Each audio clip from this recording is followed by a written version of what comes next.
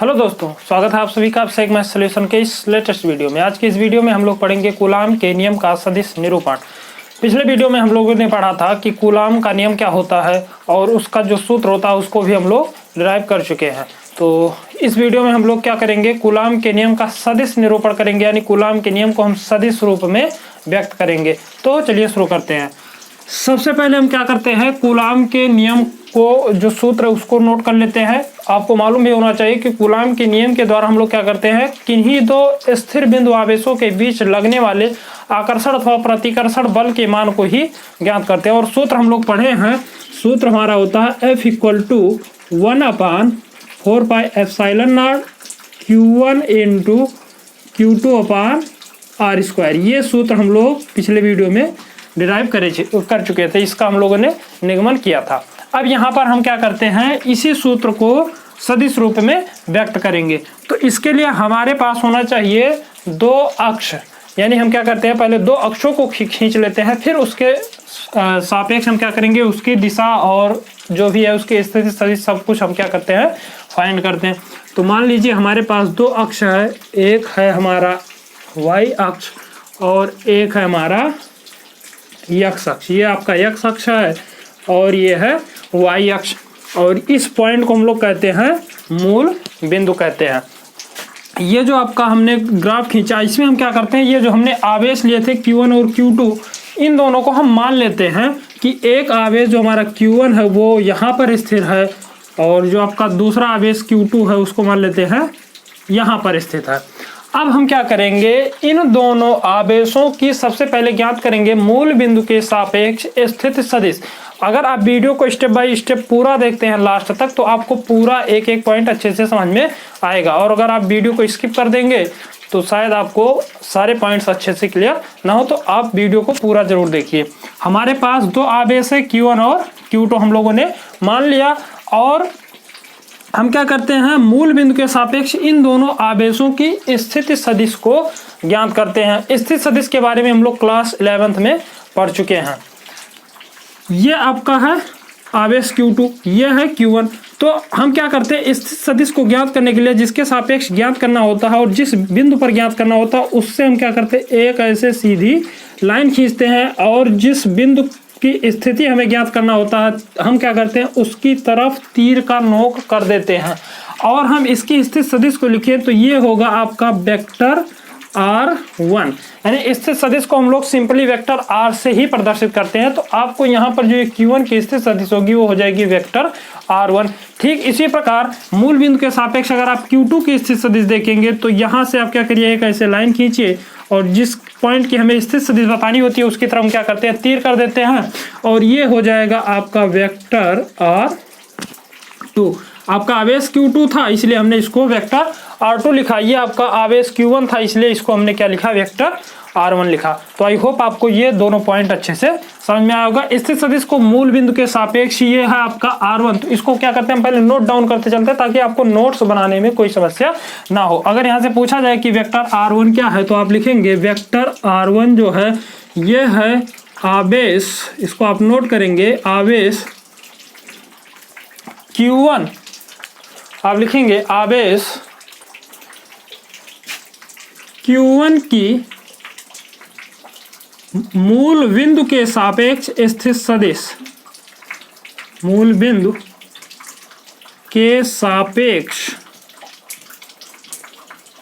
स्थिति position vector जिसको हम लोग कहते हैं, स्थिति सदिश या वेक्टर भी आप लिख सकते हैं। ये हो गया R1। इसी प्रकार अगर आप वेक्टर R2 को लिखें तो वेक्टर R2 है आपका आवेश Q2 की मूल बिंदु के सापेक्ष स्थिति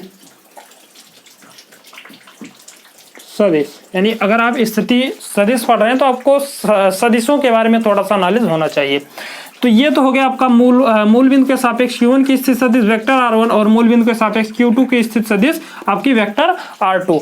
अब यहाँ से अगर हम देखें तो एक बिंदु अगर हम इन दोनों की आपस में एक दूसरे के सापेक्ष देखें, इनकी स्थिति क्या है, तो अगर आप Q2 के सापेक्ष Q1 की स्थिति देखें इस प्रकार से, एक अगर आप क्या करते हैं, एक रेखा खींचिए इस प्रकार से, और इसका तीर अगर आप इधर करते हैं इस दिशा में, तो तीर इस दिशा में है, इसका मतलब ये जो होगा ये स्थिति बताएगा Q1 का किसके सापेक्ष, Q2 के सापेक्ष। तो इसको आप लिख सकते हैं वेक्टर R12। ये वेक्टर R12 क्या है, तो यह है आवेश Q1 की स्थिति सदिश Q2 के सापेक्ष। इसको हम पहले यहाँ पे नोट करते हैं, वेक्टर R12 ये है आवेश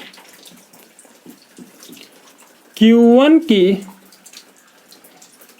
Q2 के सापेक्ष स्थित सदिश, Q2 के सापेक्ष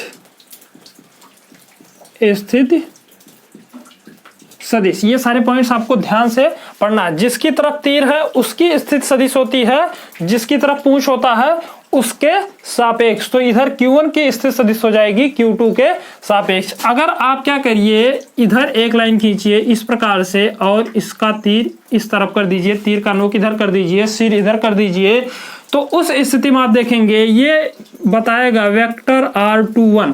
R21 का मतलब है 2 की स्थित सदिश, यानी आवेश Q2 की स्थित सदिश Q1 के सापेक्ष। तो इसको आप लिखेंगे वेक्टर R21 ये है आपका आवेश Q2 की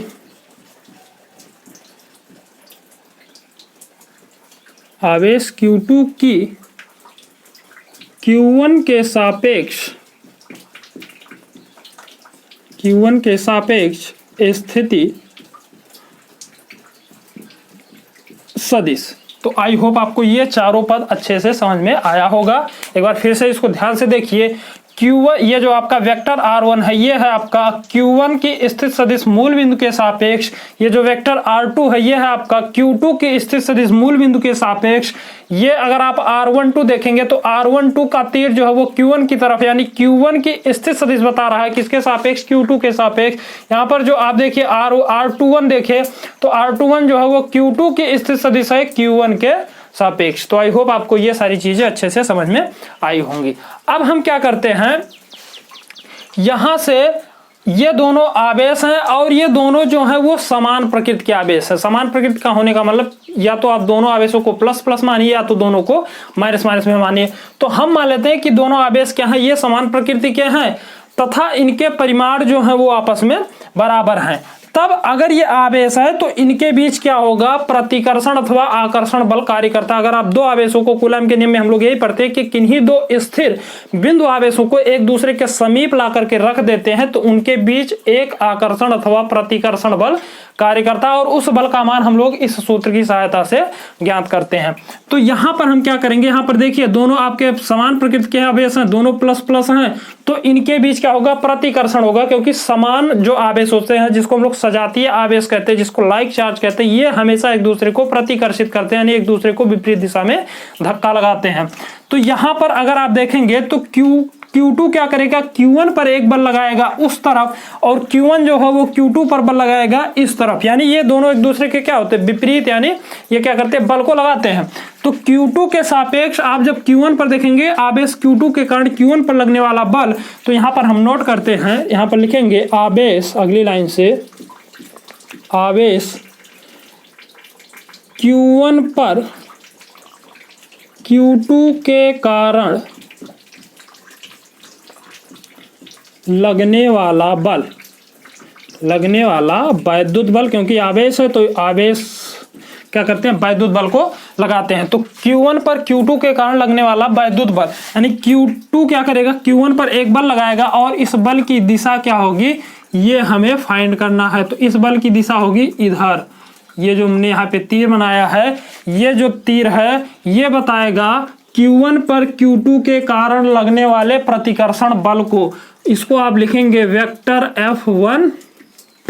जिस पर हमें बल ज्ञात करना है उसको हम पहले लिखते हैं, जिसके कारण लगता है उसको हम लोग बाद में लिखते हैं। तो Q1 पर बल हमें बताना है किसके कारण, तो Q2 के कारण।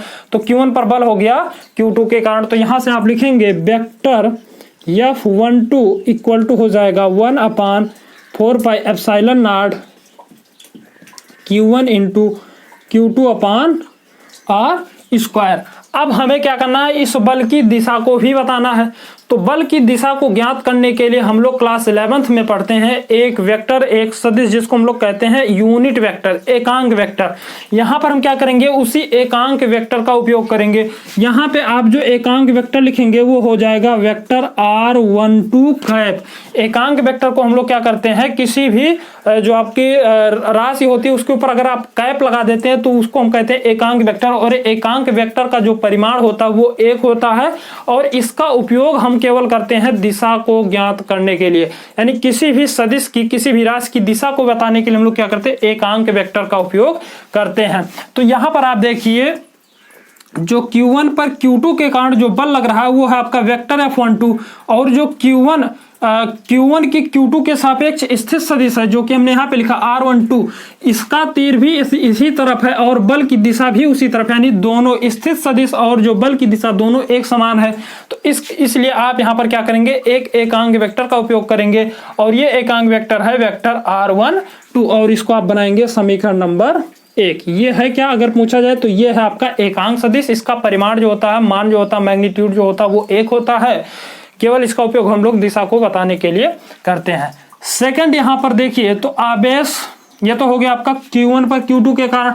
अब आपका जो ये आवेश Q1 है ये भी क्या करेगा, Q2 पर विपरीत दिशा में बल लगाएगा, क्योंकि दोनों प्रतिकर्षण बल कार्य करेगा, दोनों प्लस प्लस है। तो Q1 के कारण Q2 पर भी क्या होगा, एक बल कार्य करेगा इस दिशा में, जिसको हम लिखेंगे वेक्टर F21। जिस पर बल लगता है उसको हम लोग पहले लिखते हैं। तो 2 पर लग रहा है ना, तो आप क्या करिए 2 को पहले लिखिए, जिसके कारण लगता है तो उसको हम बाद में लिखते हैं। तो F21, तो F21 की दिशा आपकी इधर होगी, और जो स्थित सदिश है उसकी दिशा भी इधर, यानी बल और स्थित सदिश दोनों की दिशा एक ही तरफ है। तो आप लिखेंगे तथा, यहां पर लिखेंगे अगली लाइन से, तथा Q2 पर Q1 के कारण लगने वाला वैद्युत बल, लगने वाला वैद्युत बल होगा आपका वेक्टर F21 इक्वल टू हो जाएगा 1/4 pi epsilon not Q1 into Q2 upon R square, और इंटू आप एक एकांक वेक्टर लिखेंगे R1 R21, और इसको आप बनाएंगे समीकरण नंबर 2। ये R क्या है, तो ये R है इन दोनों आवेशों के बीच की दूरी। आपको ध्यान रखना है ये दोनों आवेश जो है इनकी बीच की दूरी को आप मान लीजिए स्मॉल r। तो आपको ध्यान रखना है ये जो स्मॉल r है ये इन दोनों आवेशों के बीच की दूरी है। अब यहाँ पर ये तो हो गया इन दोनों आवेशों पर जो बल लग रहा है उसका सदिश रूप, यानी सदिश हमें रूप में व्यक्त करना था कूलाम के नियम को। तो ये तो हो गया आपका सदिश निरूपण।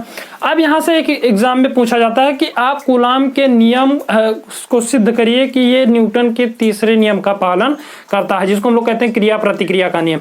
तो उसको फॉलो करने के लिए उसको हमें क्या करना पड़ेगा, इन दोनों बलों को एक दूसरे के बराबर दिखाना होगा।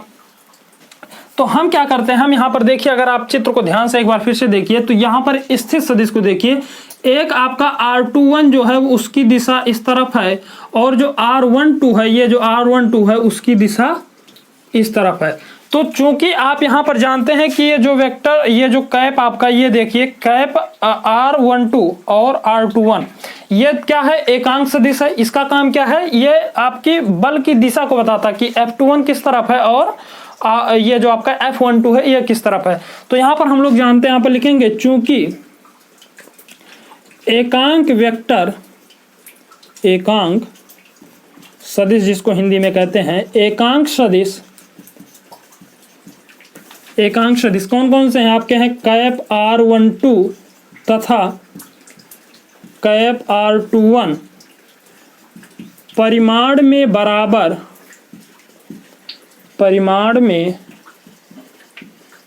बराबर परंतु दिशा में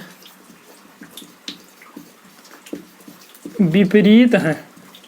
चूंकि यहाँ पर एकांक सदिश जो R12 और R21 है ये दोनों क्या है, परिमाण में बराबर है, यानी दोनों का मान एक ही होगा, तो दोनों जाहिर सी बात है कि ये क्या होंगे, बराबर होंगे। लेकिन इनकी दिशा देखिए तो एक की दिशा इधर है और एक की दिशा इधर है, इसलिए लिखेंगे, इसलिए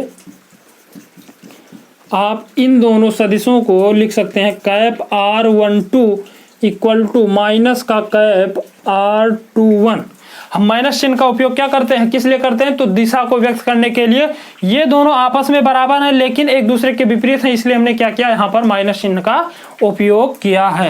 अब आप क्या करिए, ये जो R12 का मान है इसको आप क्या करिए, समीकरण नंबर 1 में ला करके रख दीजिए। तो हम लिखेंगे यहाँ पर अगली लाइन से समीकरण नंबर 1 से, समीकरण नंबर 1 से ये जो R12 है, यहाँ पर जो आपका समीकरण नंबर 1 है, इसमें आप क्या करेंगे, इस R12 का मान ले जा करके रख देंगे, यानी ये वाला हिस्सा आप क्या करिए, समीकरण नंबर 1 में ला करके रखिए। तो यहाँ से हो जाएगा vector F12 is equal to 1/4 pi epsilon not into Q1 into Q2 upon R square into R12 की जगह पे आप ये हिस्सा रखेंगे माइनस का कैप R21। आप माइनस से आप जब इसका क्या करेंगे, इसका अंदर गुणा करेंगे तो माइनस चिन्ह पहले चला आएगा। इसको आप लिख सकते हैं vector F12 is equal to minus का 1/4 pi epsilon not into Q1 into Q2 upon R square into cap R21। इस प्रकार से इसको आप लिख सकते हैं। माइनस को हमने क्या किया, इसमें गुणा कर दिया, माइनस चिन्ह हमारा क्या हो गया, पहले आ गया। अब आप ध्यान से देखिए तो ये पूरा हिस्सा 1/4 pi epsilon not Q1 Q2 upon R square into R21, ये सेम वही है जो आपका है समीकरण नंबर 2। ये भी 1/4 pi epsilon not Q1 Q2 upon R square into R21, यानी ये पूरा टर्म जो है वो है आपका समीकरण नंबर 2। तो अगली लाइन में आप लिखेंगे, यहाँ पर हम लिख रहे हैं, आप लिखेंगे समीकरण नंबर 2 से, समीकरण नंबर 2 से आप क्या करिए, इस पूरे के स्थान पे आप क्या लिख सकते हैं, F21 को लिख सकते हैं। तो यहां से आपका हो जाएगा vector F12 is equal to minus का वेक्टर F21, यानी इस पूरे हिस्से के स्थान पे ये आप रखेंगे तो ये पूरा हिस्सा बराबर है आपका वेक्टर F21 के। तो आप इस पूरे के स्थान पे आप ये लिख सकते हैं वेक्टर F21। तो हमने यहाँ से आपको ये लिख दिया कि वेक्टर F12 जो है वो बराबर होगा किसके, माइनस वेक्टर F21 के। माइनस चिन्ह क्या है, तो माइनस चिन्ह का काम है केवल दिशा को बताना। यानी इस पद से, इस समीकरण से हमें एक बात यह प्रूफ होती है कि ये जो दोनों आवेश हैं आपके Q1 और Q2, इन दोनों आवेशों पर जो लगने वाला बल है वो तो आपस में बराबर है, यानी वो परिमाण में क्या है, बराबर है। जैसा कि आपको इस समीकरण से पता चलता है कि F12 क्या है, बराबर है किसके, F21 के, यानी परिमाण में दोनों बराबर हैं, परंतु ये दोनों क्या है, दिशा में विपरीत है। दिशा में विपरीत क्या बताता है, ये चिन्ह बताता है, ये जो माइनस वाला चिन्ह ये इस बात को बताता है कि ये दोनों बल क्या है, आपस में परिमाण में तो बराबर है परंतु दिशा में विपरीत है। तो ये बात इस बात को प्रूफ करता है कि हम लोग जो न्यूटन का तीसरा नियम पढ़ते हैं, गति का तीसरा नियम, उसमें हम लोग एक पॉइंट पढ़ते हैं कि अगर कोई वस्तु किसी दूसरी वस्तु पर बल लगाती है तो दूसरी वस्तु भी उस पहली वस्तु पर उतनी ही मात्रा में विपरीत दिशा में बल लगाती है, और इस नियम को हम लोग कहते हैं क्रिया प्रतिक्रिया का नियम। तो अगर ये पूछा जाए कि कूलाम के नियम से आप प्रूफ करिए न्यूटन का तीसरा नियम, तो आपको ये पूरा पद यहां तक प्रूफ करना रहेगा। और इसको एग्जाम में कूलाम के नियम का सदिश निरूपण नाम से भी एग्जाम में पूछा जाता है। तो आई होप आपको ये पूरा टॉपिक समझ में आया होगा, और अगर आपको पूरा टॉपिक अच्छे से समझ में आया है तो वीडियो को लाइक कीजिए। इसको अगर आप नोट करना चाहें तो स्क्रीनशॉट ले लीजिए, ताकि आप अच्छे से स्टेप बाय स्टेप आप पूरा नोट्स आसानी से बना सकें। और वीडियो अच्छा लगा हो तो चैनल को सब्सक्राइब कीजिए, शेयर भी कीजिए और लाइक भी कीजिए। मिलते हैं अगले वीडियो में अगले टॉपिक के साथ, तब तक के लिए जय हिंद।